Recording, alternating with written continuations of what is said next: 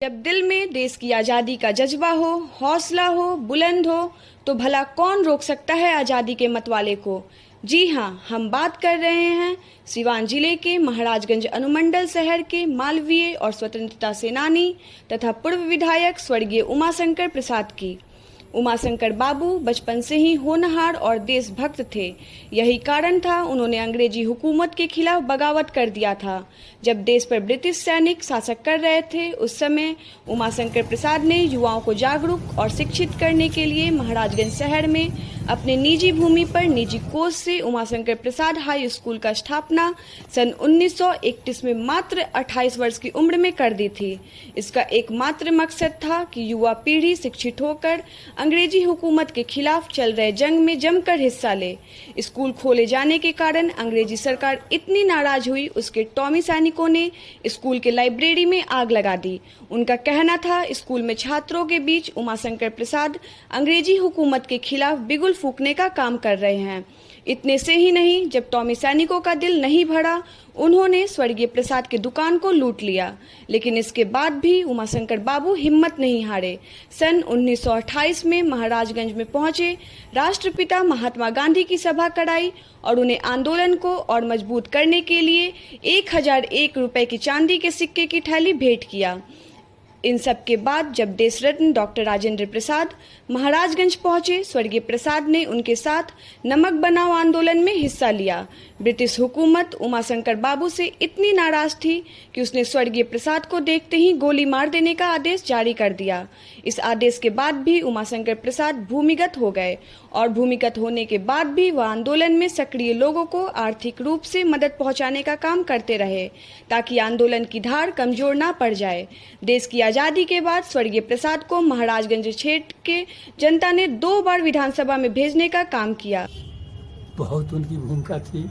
उन्होंने महात्मा गांधी जी को थैला दिए 1001 रुपये का और आर्थिक सहयोग करते थे उस लड़ाई के। हम लोगों के जो लड़ाई लड़ रहे थे, हम उसमें बहुत उनके ऊपर वो लोग किया। अंडरग्राउंड उनको होना पड़ा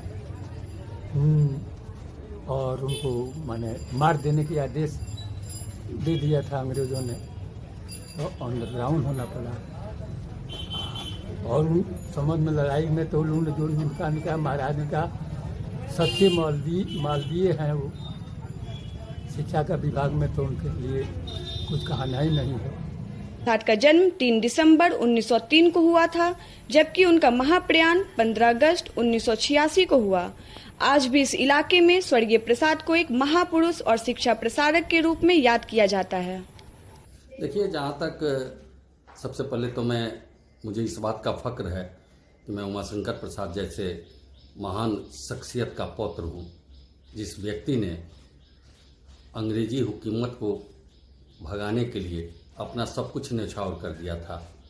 आपको ये जानकर आश्चर्य होगा कि उनकी एक्टिविटीज जो थी अंग्रेजी सरकार के खिलाफ, जिसके कारण अंग्रेजी हुकूमत को उनको देखते ही गोली मार देने का आदेश करना पड़ गया था।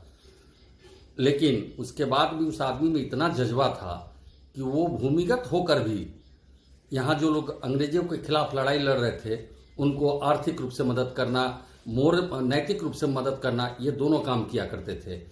और एक चीज़ सबसे अहम इसमें है कि जब देश गुलाम था और मात्र उनका उम्र 28 वर्ष का था, उस समय उन्होंने 1931 में उमाशंकर प्रसाद हाई स्कूल की स्थापना इसलिए किया उन्होंने अपने ज़मीन पर अपने पैसे से, ताकि यहाँ के लोग पढ़ें और शिक्षित हों और अंग्रेजों के खिलाफ जो लड़ाई लड़ी जा रही है उसमें सक्रिय भूमिका निभा सकें।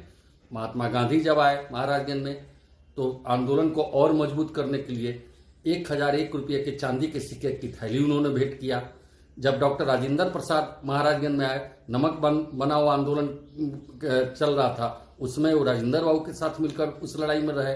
तो उमाशंकर बाबू के मन में सिर्फ जज्बा, इतना जज्बा भरा था आंदोलन के लिए कि वो अंदर से जल रहे थे कि कैसे इस देश से अंग्रेजी हुकूमत जाए, और उसका खामियाजा भी उनको भुगतना पड़ा। गोली मारने का आदेश हुआ। उमाशंकर प्रसाद हाई स्कूल बना तो लाइब्रेरी को आग लगा दिया अंग्रेजी सैनिकों ने। टॉमी सैनिकों ने, उनका बहुत बड़ा किराना का दुकान था, उसको भी उन्होंने लूट लिया। बाद में सरकार ने कहा कि इसका मुआवजा दिया जाएगा, तो राष्ट्रहित में उन्होंने उसको भी लेने से इनकार कर दिया।